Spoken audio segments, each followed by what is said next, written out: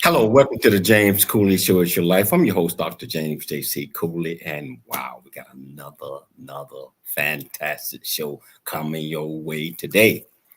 You know, we got a show coming your way that Michelle and I, we're pet lovers, and you know, our dog have to be taken care of. And so I know Michelle is excited about this topic and this guest that we got on. How you doing today, Dr. Cooley?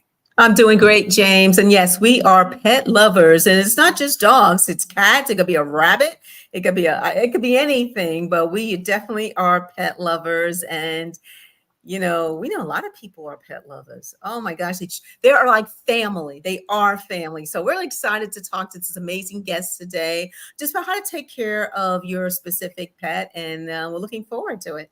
Wow, and our dog Bella, almost 16 years, and she's still going strong, still getting around, and I'm excited to get some of the tips that this great doctor that we got on the show today, and maybe we can help make Bella life a little easier on certain things that we do and the do's and the don'ts. So I'm excited. Yes, most definitely. Most definitely. And we're going to have an amazing show. And we want you, audience, to join in the questions with this amazing doctor. So whichever platform that you're watching this on, whether it's the E360 television, transfer TV, YouTube, LinkedIn, Facebook, and over 68 live platforms, welcome to the show. If you want to be part of the conversation, all you have to do is just go to the place that you're watching this on, ask any question that you might have, and we'll get you there. How you doing, Kevin? By James J.C. Cooley. James, here we go. Doctor James J.C. Cooley. Hello. Welcome to the James Cooley Show. It's your life. Welcome to the James Cooley Show. It's your life. I'm your host, Dr. James J.C. Cooley. We got an absolutely fantastic show coming your way today. And I'm excited about this guest that we got on. Now, our first time having this guest. I think, Michelle, this is our first time having a veterinarian on the show. I mean, out of like 650 shows, I don't think we had one. Well, what do you think? Do you remember? We actually did have a vet on the show, but we haven't had one in a while. And they actually talked about a totally different topic, which this guest is going to just take us in another direction. So we're really excited to have her on. I'm excited to have her on. And I tell you what, Wherever you're watching us at, again, whether you're watching us on E360 Television, Transfer TV, YouTube, LinkedIn, Twitter, Facebook, iHeart, listening to us on iHeart, also KCBQ AM 1170 Answer out of San Diego, syndicated.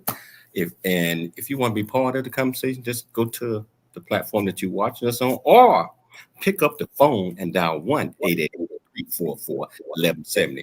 Again, that's 1-888-344-1170. Michelle, can you do the honors by introducing the title of the show, the purpose of the show, and introduce this absolutely fantastic guest? Well, yes, the title of today's show is Tales of a Pet Vet, Stories from the Clinic and House Calls, which actually is the title of our guest's new book. So we're having a sit-down conversation with Dr. Dawn Filos. She's a pet veterinarian and author. We're going to talk about her book, and she's going to discuss the rise of house call veterinarians and what do they do that is different. Senior pet parents and pet trust. No one has ever heard of that. Emergencies 101, how to be best prepared and when to call your vet. So Dr. Dawn Filos, she grew up in New Jersey in a family of eccentric animal lovers, preparing her for a lifelong career spent with like-minded pet people. She was a veterinarian in Pennsylvania for over 30 years. After retiring, she realized a decades-long dream to add pet portraitists to her list of talents. She now splits her time between Scottsdale, Arizona, and East Hampton, New York, where she pursues her art, enjoys outdoor activities such as biking, hiking, and spending time at the beach. So please welcome to the show, Dr. Dawn Filos.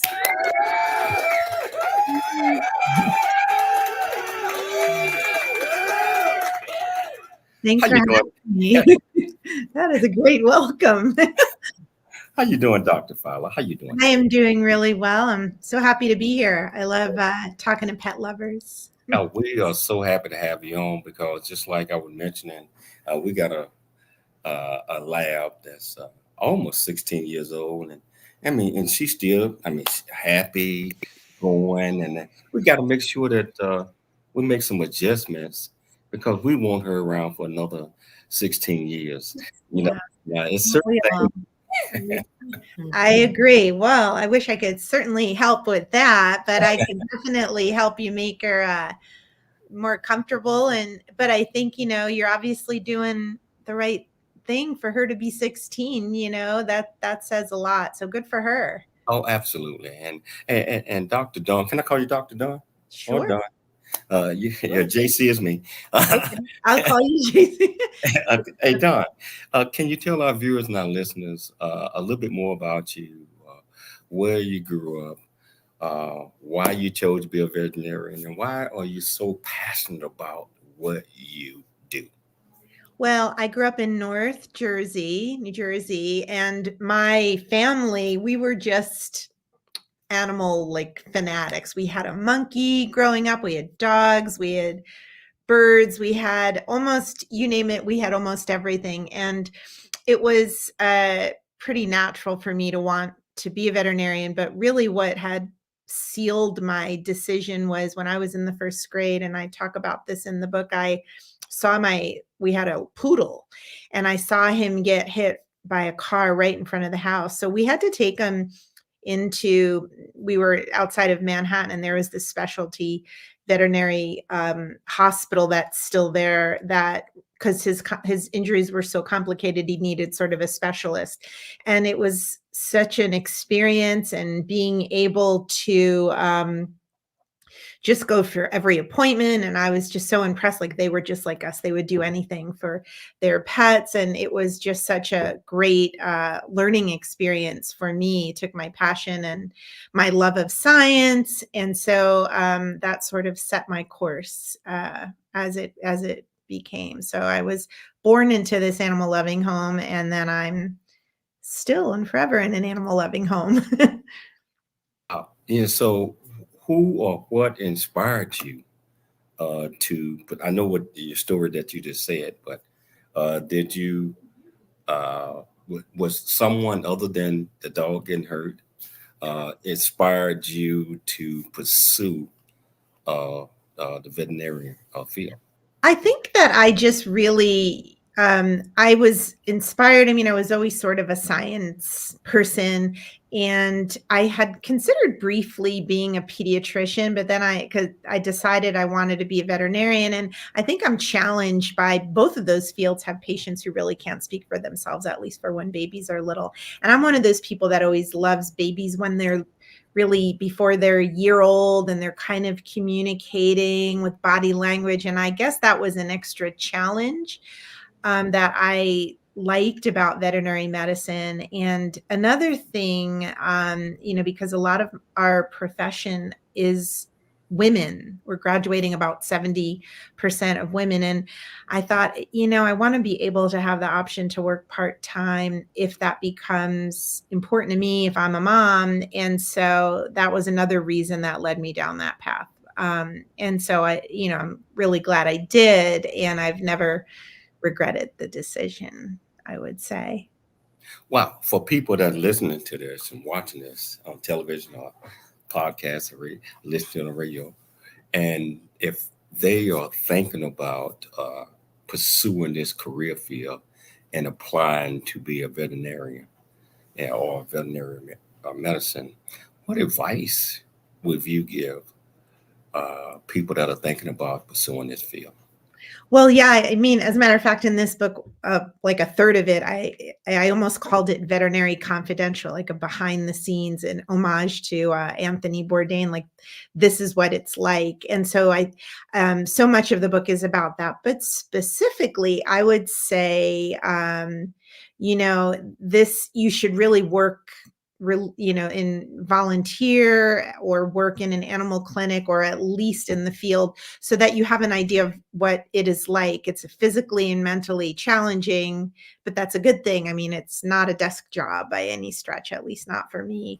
But the other thing, some people have this misunderstanding that they want to be a veterinarian because they like animals and they don't like people. And that I would say is not a good idea, because unless you have some secret Dr. Dolittle language that you can communicate, you're going to be dealing and talking to clients, the pet parents that we call them now, all day long. So I do think that that's maybe a little bit of a misconception, or at least I think you have to like or be able to be comfortable communicating with the pet parents, because you're not going to be able to do your job well if you don't enjoy it. I happen to enjoy meeting people. They're always far more interesting than I am. And so I've grown to really love my patients and their pet families as well in my career.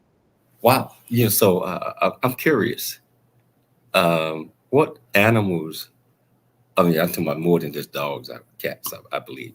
What are some of the animals that are your patients? I'm talking about. Well, as a matter of fact, in my book, there's dogs and cats on the cover, but I think my favorite chapter to write, and what I felt, I get a good laugh when I read it, was about the exotic animals. So now I mainly treat dogs and cats, but I treated pigs, a ton of iguanas, a bunch of birds, rats, which was not so thrilling for me, but and snakes and turtles and guinea pigs and rabbits and ferrets. I mean, there was just a long, long list of them, some other lizards. And so they walk in the door. I had to see them, and I got better at treating them, but I admit many times in the book, I wasn't very good at all in the beginning, even though I had some schooling. It's sort of, I learned a lot on my feet, and but it's certainly made for an interesting day at work. I never had a boring day at work ever. Wow.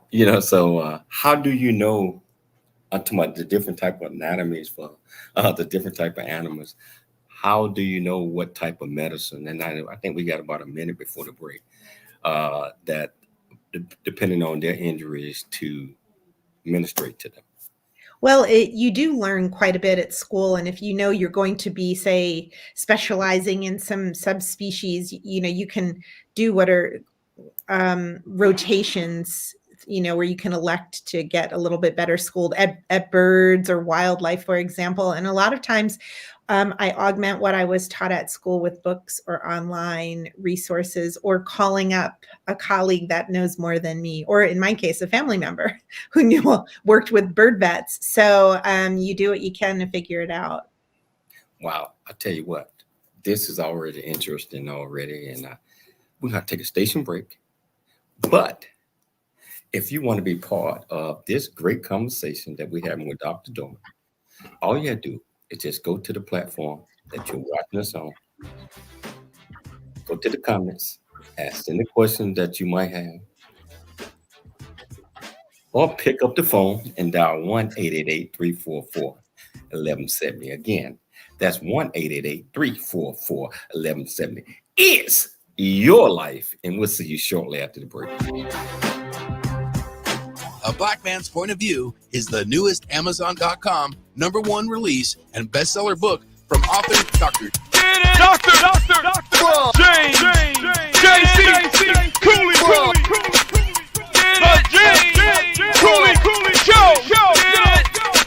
It's your life.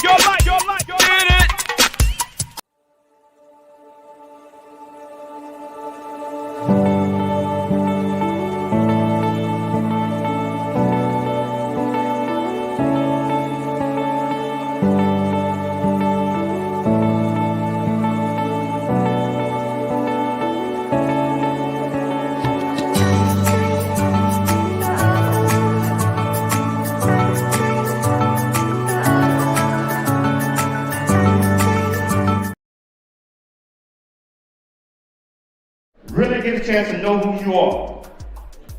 And once you know who you are, you truly know who you are, love who you are. Love who you are.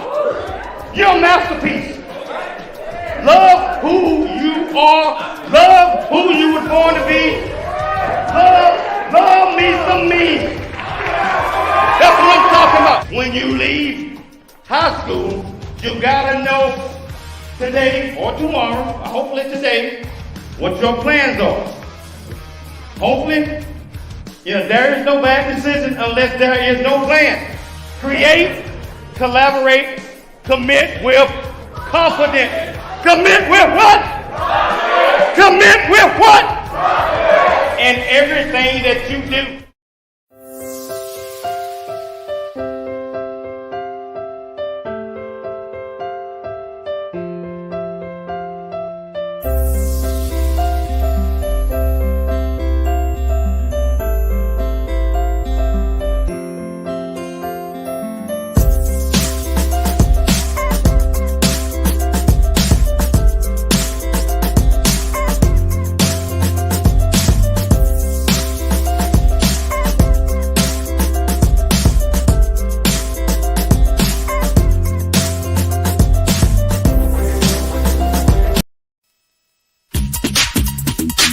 The James Cooley Show.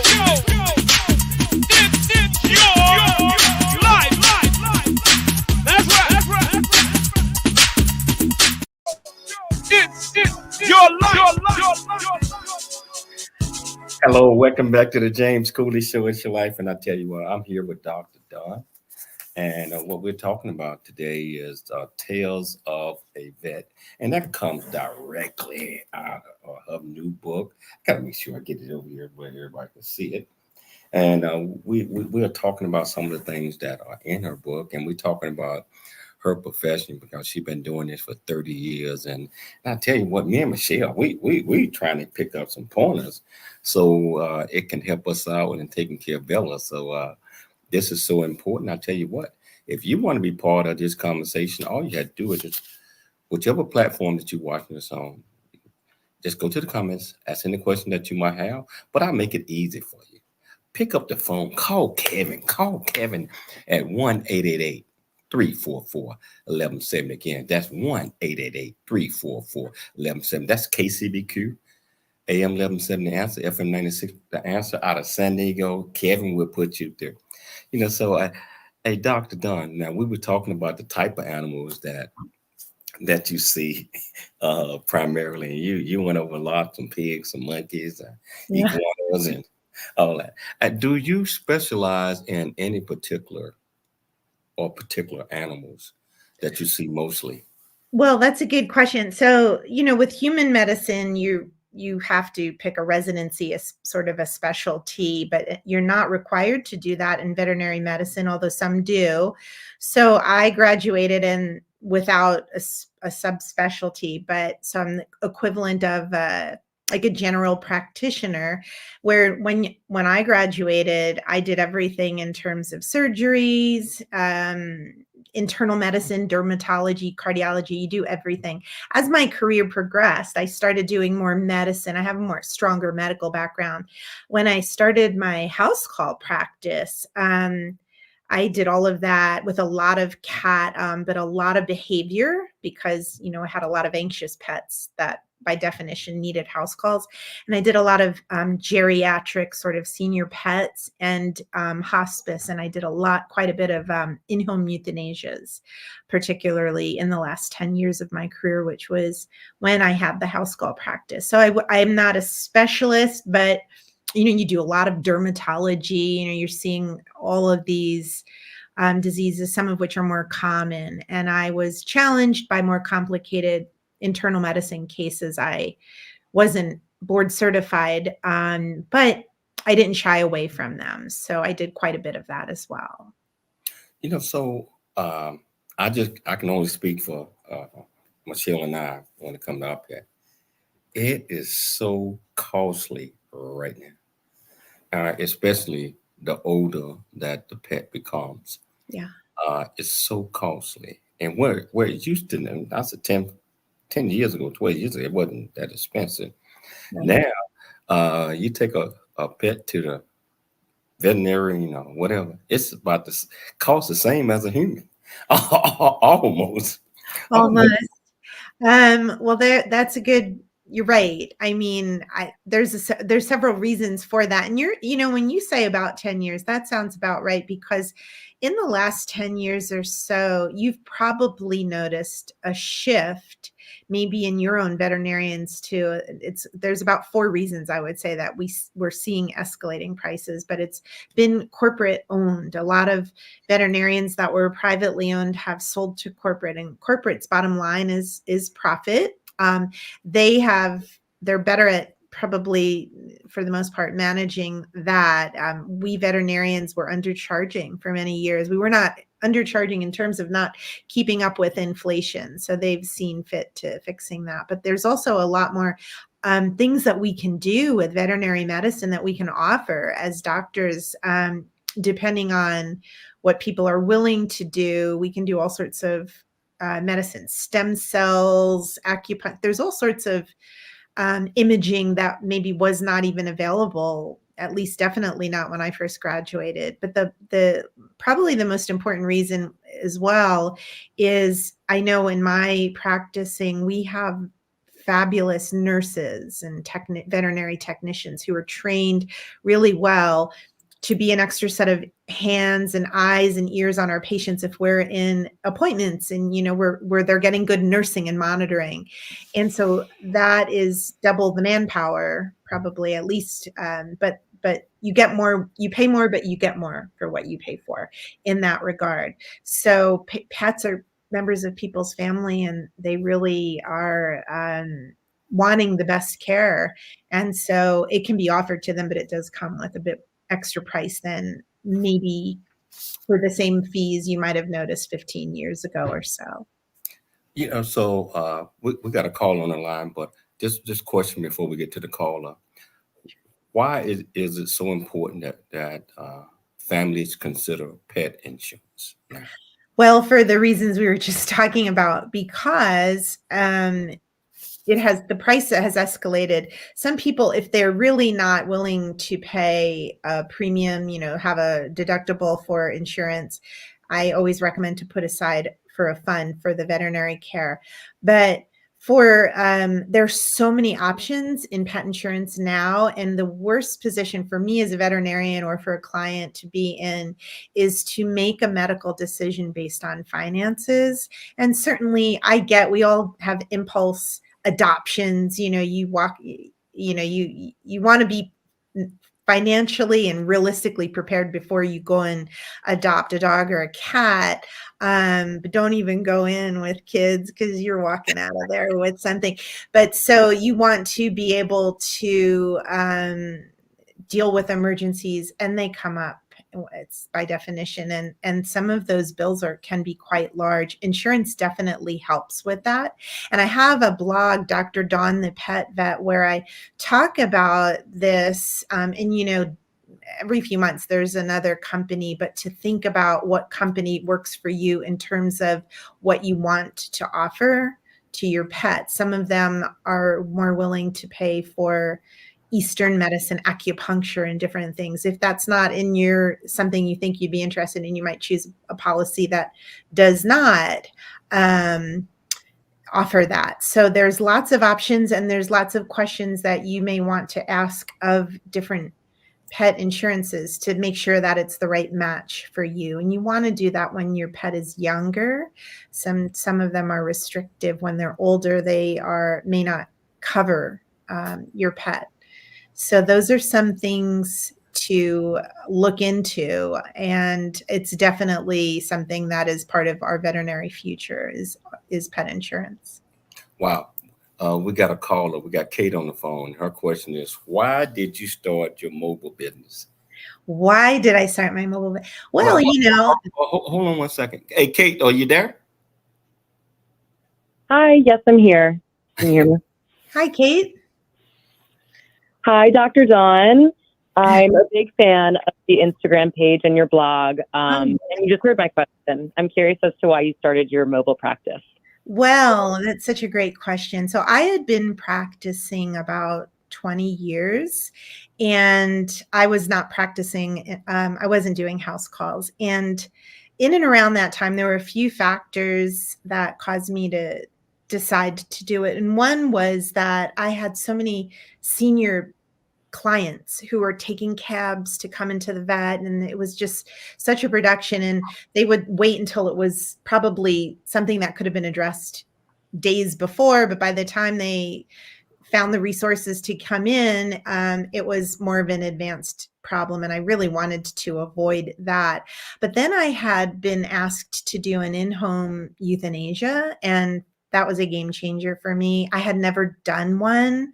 I had never done one with my own pets. And I knew that people were doing it, but it just struck me as the most beautiful gift that you can give to your pets. And I thought, I really want to do this. And so that became the two big motivators. And then when I did start the practice, I just met all of these people who were so inspiring to me. They had disabilities or had anxious pets that just never went to the vet, so I had this whole population of anxious or parents that were unable to get in, or pets that just were not having it in the clinic. And I can't say that they were thrilled that I was in their home, but they were significantly better being seen in the home and in their natural environment, which I think I had a huge advantage over my brick and mortar veterinarians because I got to see them in their home. I had all sorts of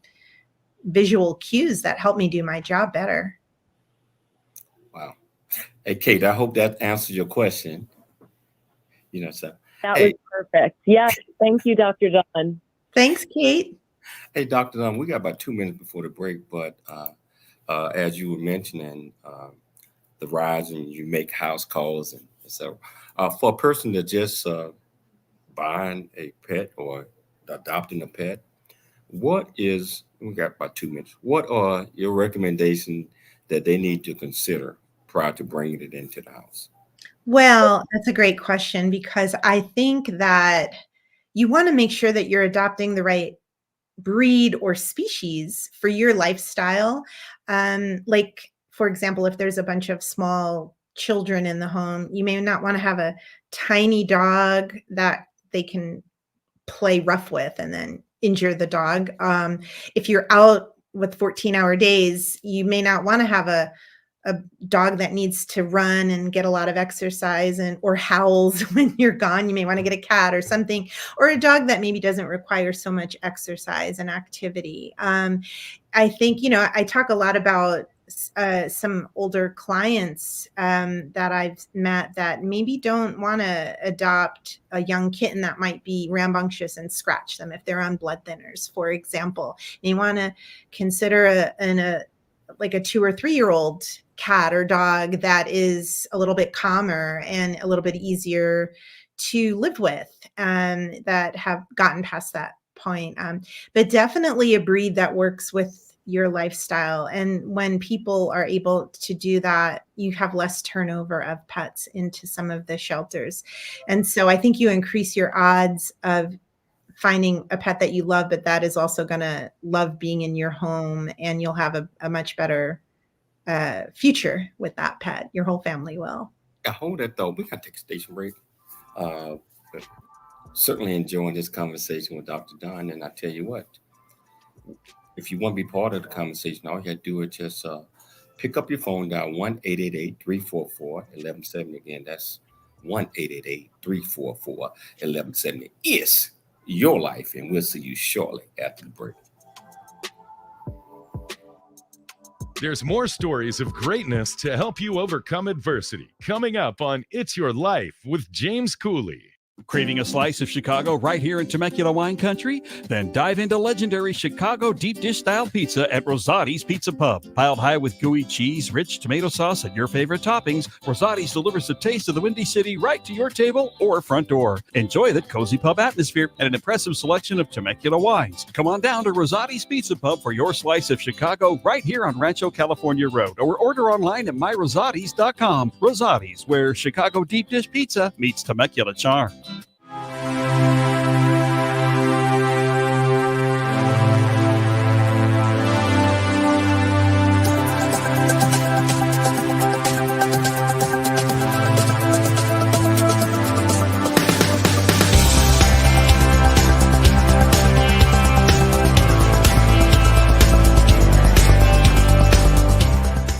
Hello, I'm Dr. James J.C. Cooley from the United States of America, and I am here to just say, first of all, I'm so happy and honored to be honored to be in the Coffee Book 2023, Unified Brain Z and the other organizations. Thank you so much for giving me an opportunity to be a part of this collection.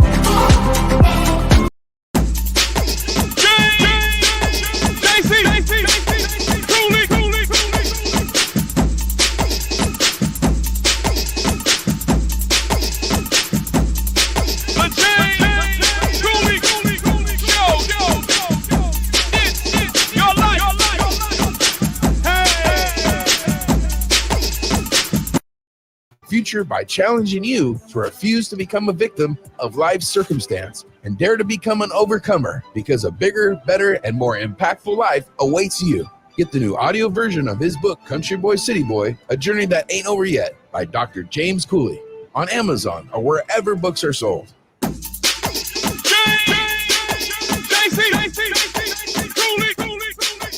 Hello, welcome back to the James Cooley Show. It's Your Life, and I tell you what, we got this absolutely fantastic guest, Dr. Dawn, and we're talking about a lot of things in the book, and just talking about things that's going to help you better take care of your pet, or if you're adopting a pet or bringing a pet in your house, some of the things that you might want to consider, and also just getting a better understanding of what it takes to ensure that your pet stays healthy, and that sometimes requires a lot of visits, shops, and everything. Michelle know all about that. She makes sure that Bella stays up to date on all those things. Got a question before I turn it over to you, Dr. Dawn. There had been an increase in a rise in house calls with veterinarians. Uh, why is that? Well, I think, when I started my practice in 2014, which was in outside of Philadelphia suburbs, there weren't many of us at all. People, hadn't heard, they heard about it word of mouth. And then towards, the end of that decade, people would just say, I found you on Google. But what happened around that time was COVID. And I don't know if you and Michelle experienced this with Bella. During COVID, people had to hand off their pets in the parking lot, and no one was happy with that. It's their pet, their fur baby, and you can't be there to kind of emotionally support them. It was, you had to pick up the phone, and it was awful, and veterinarians as well weren't thrilled. And so that was when a lot of mobile practices really sort of took off. And I actually relocated. I sold my practice to a mobile only company that had started not long before right around the time of COVID. And now that I was their first acquisition in 2021 outside of Boston. They're called Better Vet. And that was in 2021. Now they're in 20 states. So that gives you an idea of, everybody wanted people to come to their home. I was turning down 25 to 30 new clients a week just because there was just one of me, and I was sort of moving, and I was just, I can only do so much. And so I think that by that, along with telemedicine, has also, or telehealth, has become by necessity something that we had to sort of resort to, or practices that didn't have a mobile component may have added to it. And we also had more pets. And so there's a bit of there weren't enough vets to kind of go around. So there's more, they are increasing the number of students in vet school classes to meet that need. A lot of people were home, and they were more time, to have a pet or train a pet. And then they're noticing they're home working from home if they were lucky. And they're noticing more stuff that maybe might have been missed. So there was just more volume and desire to have the veterinarians come to the home. So there's most explosion. I could imagine, especially during COVID, and the vet's also able to go into the home, and issues a pet may be having may be actually in the home. The owner might not have noticed it. So this comes to this question: how important is it, and can you provide guidance to pet owners in general? How should they talk to the veterinarian about what's going on with their pet? Sometimes they don't think certain things are important, but they could be important, like maybe a new baby in the house, or another dog, another puppy, or maybe the pet is sad. So can you kind of go into that? What things are you looking for that you need the pet parent to communicate with you when they see a vet? Well, that's a great question, because, we're so dependent on the clients to relay vital information. And it's very important to try to be concise and not, I think my pet ate something on Thanksgiving. What we don't need to know is what Aunt Mary brought, and she had, stuffing, and, we don't need all the extra. We just want to focus on what could he have eaten. For example, it's helpful. And I used to joke, because this has happened so many times where people will come in completely serious that like my dog, fill in the blank, is sick as a dog, doc. And I'm gonna need a little more information. But you're just stressed. You're not thinking. So it's important to try to be cognizant of what you think is abnormal. I also really think it's what I taught a pet first aid course, and part of what drove me to start my blog was to empower clients and pet parents to recognize what's normal and point it out. This is how the gums should look. This is how fast they should be breathing. This is where you feel a pulse, so that they can more easily recognize something that's abnormal. Because then equally, third important thing is to err on the side of caution. If you're not sure, pick up the phone and call. And if they say you don't need to come in, you don't need to come in. No harm, no foul. But I always say err on the side of caution, to call or come in.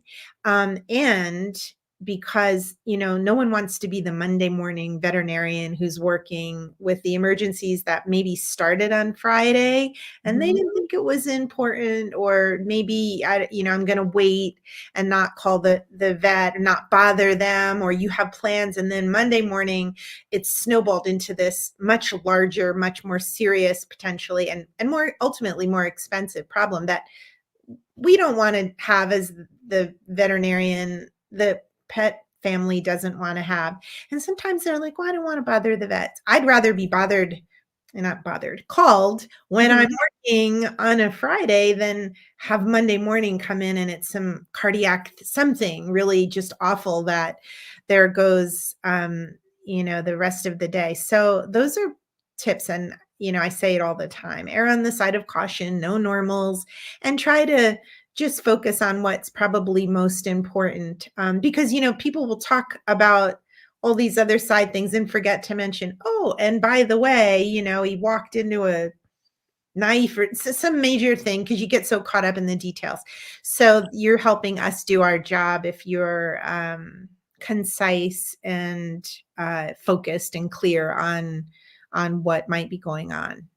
It's interesting when you talk about normal. I've had dogs growing up, my family. And so when we got Bella, the lab, she was showing her teeth at me. I thought like she was growling. And then when I kept taking her to the vet, they're like, oh, your dog smiles a lot. I'm like, oh, that's a smile? She's not like showing her teeth like she wants to tap me. They're like, no, she is smiling. I was like, oh, that's what a dog smile looks like. But my other dogs, like German Shepherds and everything growing up, they didn't do that. But my lab does that. So I'm thinking it's aggression, but they're like, she's just laughing or smiling. Isn't that the best? They're just there's a reason Labradors are, therapy and trained for what they do, because they're just so loving. And not to say that German Shepherds, which I grew up with, but they're trained for, they work and so forth, and they have certain skill sets. It's funny, in the book, in Tales of a Pet Vet, there's this one chapter, I think it's called okay, that was awkward. And some of the funny— Dr. Don, hold that thought. We got to take a station break. Okay. Hold that thought, and Michelle, come back and because I want to hear this story myself. So we're going to take a station break. If you want to be part of this great conversation, all you have to do is just go to the platform that you watch us on, go to the comments, ask any question that you might have, but I make it easy for you. Just pick up the phone, dial 1-888-344-1170. Again, that's 1-888-344-1170. It's your life, and we'll see you shortly after the break. There's more stories of greatness to help you overcome adversity coming up on It's Your Life with James Cooley.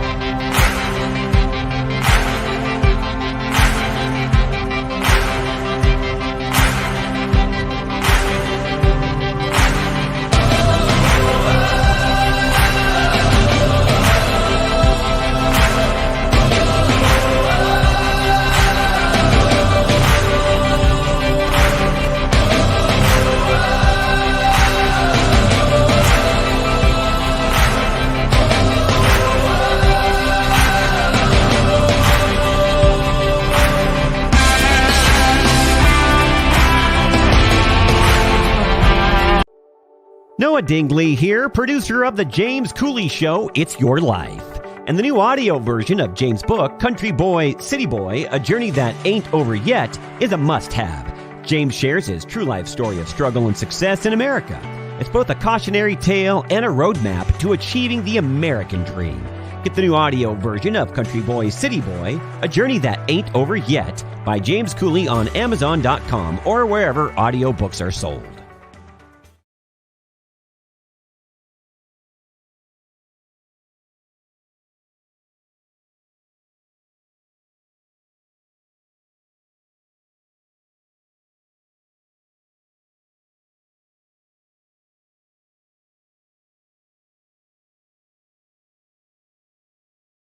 Hi, I'm Dr. Dawn Filos. I'm a veterinarian and I'm also a teacher of pet first aid and safety courses, and I have a website, askthepetvet.com.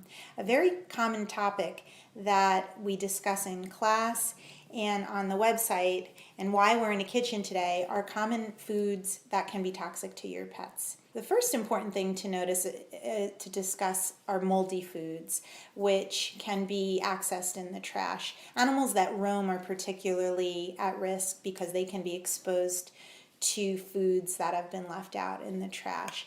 The chemicals that are found in moldy foods are actually called neurotoxins. Neurotoxins can affect the central nervous system, so you can see your pets may have signs of disorientation or depression. Some can even develop convulsions or seizures, and they can be life-threatening. Legendary Chicago deep dish style pizza at Rosati's Pizza Pub. Piled high with gooey cheese, rich tomato sauce, and your favorite toppings, Rosati's delivers the taste of the Windy City right to your table or front door. Enjoy the cozy pub atmosphere and an impressive selection of Temecula wines. Come on down to Rosati's Pizza Pub for your slice of Chicago right here on Rancho California Road, or order online at myrosatis.com. Rosati's, where Chicago deep dish pizza meets Temecula charm.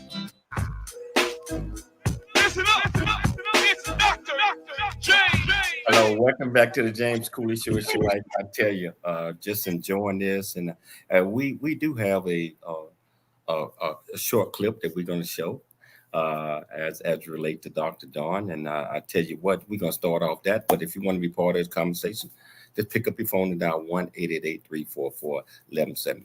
Let's get to this clip.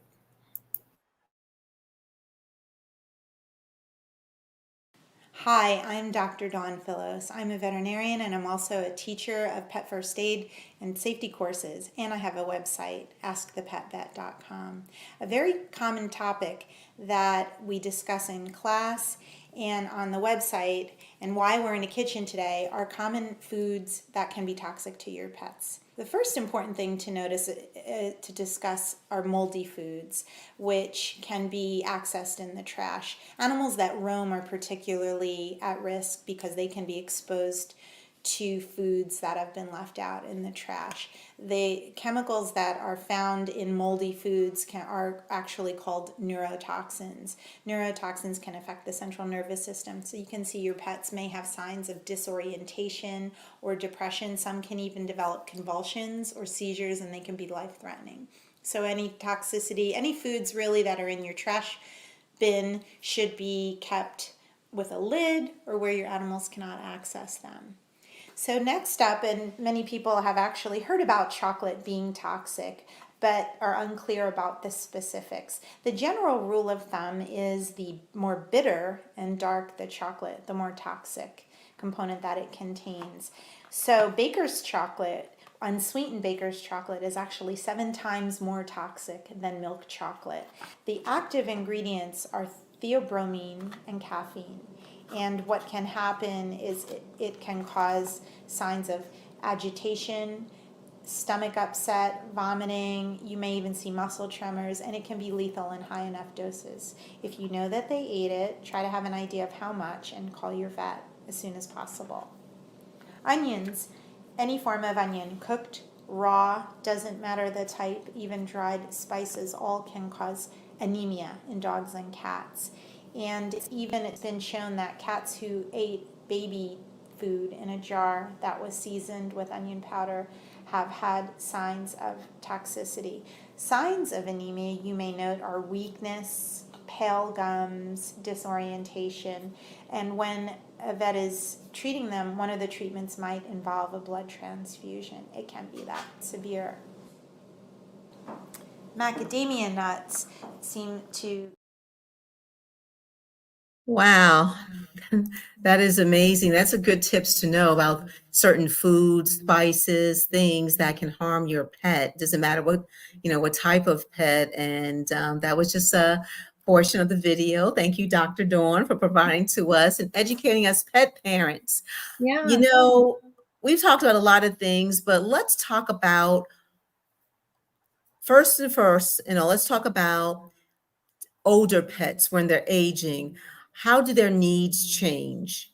Can you kind of go into that? Right. That's such a good question because, we say this, there's this expression that I use quite a bit that we use when we say age is not a disease, but what we're kind of getting at is it's something that obviously, if we're lucky enough, all our pets are going to age, but people used to sort of say, oh, my pet, he's just getting old. He's doing this or that because he's older, but we've learned so much about managing and keeping our older senior pets with a good quality of life. It's a question of quality versus quantity, but there are so many options. And what I try to teach my clients is to recognize the earliest symptoms of things that you might see to act on them sooner.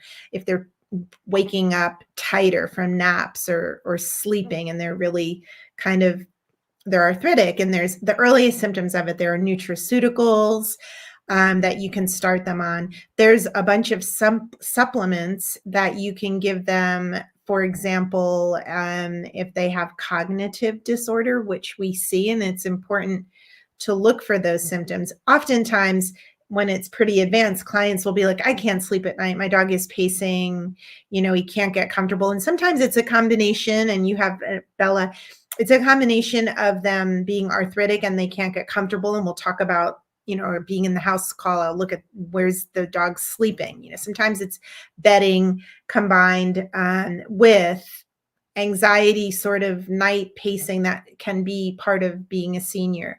And so sometimes we'll give pain meds as well. Sometimes we'll give anti-anxiety medication. Sometimes that will help them sleep. And it's a very delicate balance. And, sometimes we need to change what we're giving them as they age and as their symptoms progress. There are supplements that you can give for cognitive disorder. In my blog, Dr. Dawn the Pet Vet, there's a whole detailed article with what to look for and to think like, okay, maybe I need to tell my vet about this and how to, intervene. And then even there's like my dog, I have a whole chapter about alternative medicine. And I wish my one regret is I didn't learn to do acupuncture myself in the home. It would have been perfect, but that helped my dog immensely. So there are many more things that are sort of more mainstream that we can do for them. And if you notice this, do this. For example, they can't see as well, don't rearrange the furniture, stuff that you might not think of. It's good to read about and have it on your radar. Well, my dog is definitely exhibiting those symptoms, pacing around the room at night, just looking at a wall and just looking and just, I'm like, okay, what are you looking at? And we understand that's her getting aging, but we're coming towards the end of the show. Can you tell the audience about what pet trusts are? And it's the first thing I've heard of it. So, when I had this blog, I had written a blog about pet trusts, which are legal documents that you can add to your estate or will that will protect your pet in the event of your death, or specific instructions, and that there's a range of different types of pet trusts, and there's a range of costs for them, and some are more comprehensive than others, and they vary by state. And I ended up devoting a whole chapter of the book to that because it just became so important. And I ended up, a lot of the book, I talk about these senior clients that are just so near and dear to my heart. And when I had posted this blog, I just kept getting phone call after phone call of people that were like my grandmother or my uncle doesn't want to go into senior living unless he can bring his cat or dog and so forth. So that enabled them to not just have a mobile vet, but then to have plans so that, I had so many widowed or widowers that were living alone with pets. And that maybe on the other hand, there's many that I haven't met that are reluctant to adopt a pet when they're older because they say, what will happen to the dog or cat? And so this gives them that peace of mind. And because sometimes in the aftermath of when someone passes, or it's good to just do while we're alive. I mean, things happen. You don't even have to be senior. And in that chaotic aftermath, some pet. That is tough. We're at the end of the show. Hey, Dr. Dawn, I want to thank you so much for taking the time to come on this show today. Information that you shared is so important. So I want to thank you. I'd like to thank Dr. Michelle Cooley for putting together another absolutely fantastic show. I'd like to thank our studios, KCBQ, AM 1170 Answer, FM 96.1 in San Diego. Most importantly, I'd like to thank our viewers and our listeners for tuning into the James Cooley Show, It's Your Life, Monday through Friday, 2 p.m. Pacific Standard Time, live. And I always dream big, think big, and be big at everything that you do. We'll be back tomorrow, same time, same place. It's your life, and we'll see you then. Thanks for having me. Thank you.